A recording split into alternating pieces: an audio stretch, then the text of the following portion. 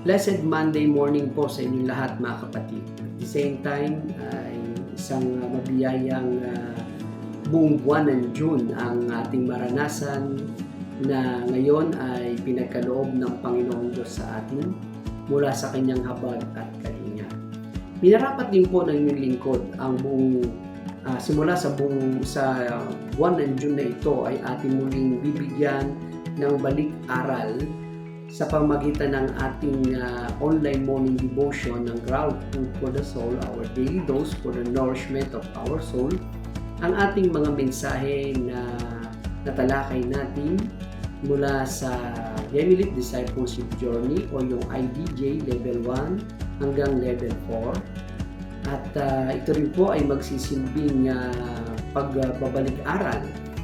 At ito rin ay magiging gabay dito sa mga hindi pa nakatapos at inyo pong sikapin na kayo ay makapanood every morning at welcome din po kayong mag-share at mag-comment para alam natin kung sino sa inyo ang mga naka-join, nakapanood at pwede nyo po itong balik-balikan araw-araw sapagkat ito ay nasa ating Facebook page ng ating Santa Rosa Gemilit Church. So sa umagang ito, ang ating pong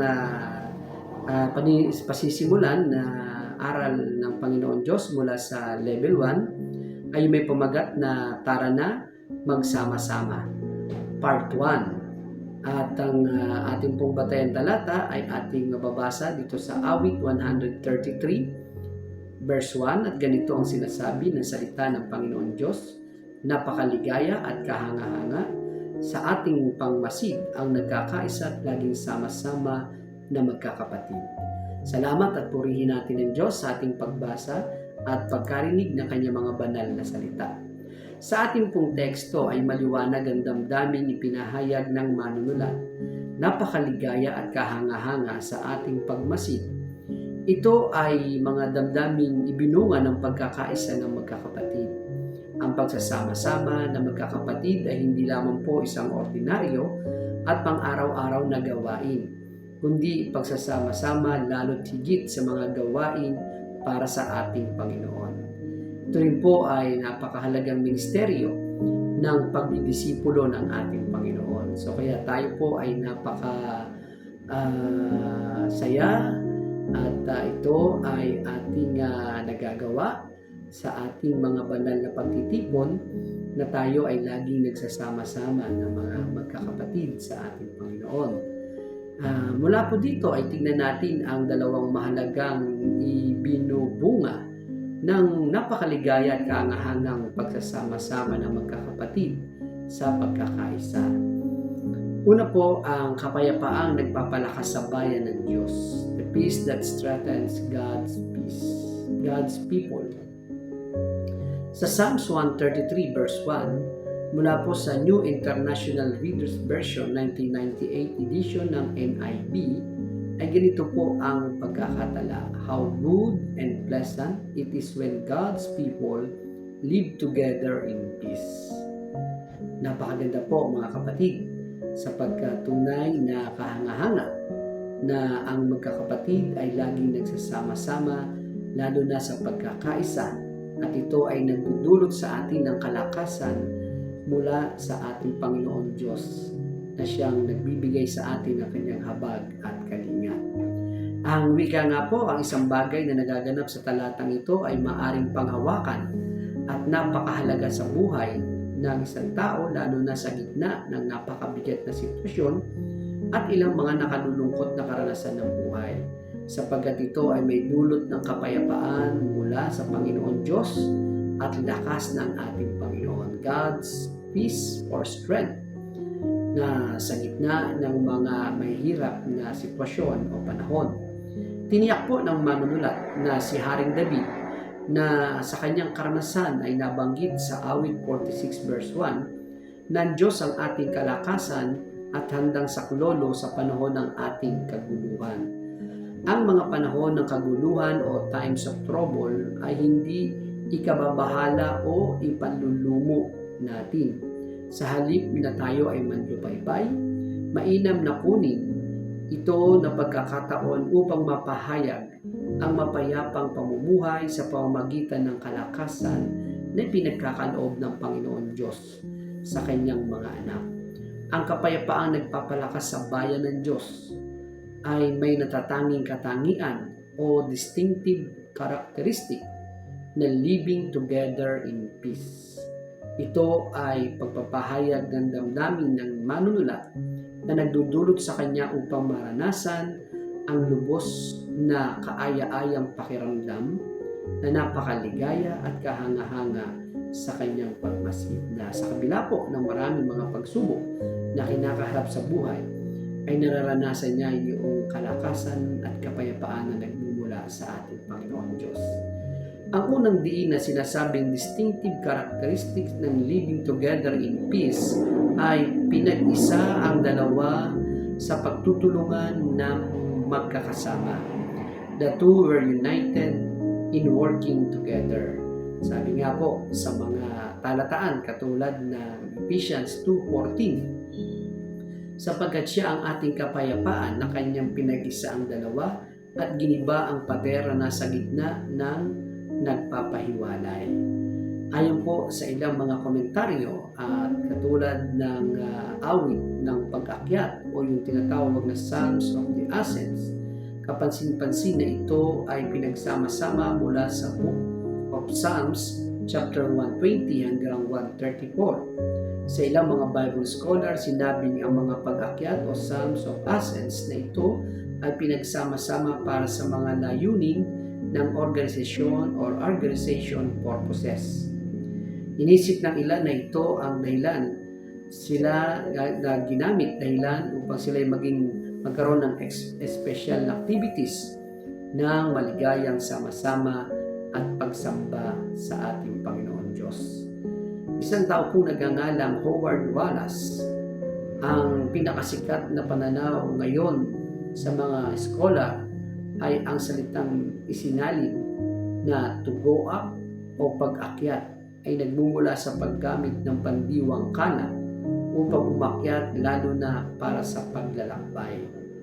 Kaya sabi po sa Psalms 24 verse 3, sa burol ni Yahweh, sinong nararapat umahon?